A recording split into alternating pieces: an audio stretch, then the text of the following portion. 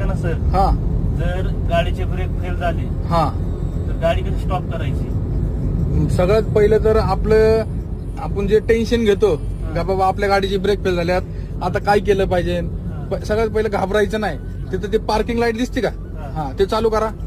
Parking light चालू केल्यानंतर आता कोणत्या झेरो गाडी आपली? फोर वरचा स्पीड असतो 60चा. आपण क्लच दाबून थर्ड वर घ्या, हळूहळू क्लच सोडा. आता स्पीड कमी झाली गाडीची, जवळजवळ 30-35 आली.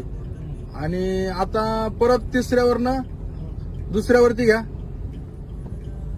हा दुसऱ्यावरनं स्पीड कमी झाली. बरोबर, काय होतं गिअर कमी केलं की स्पीड कमी होती.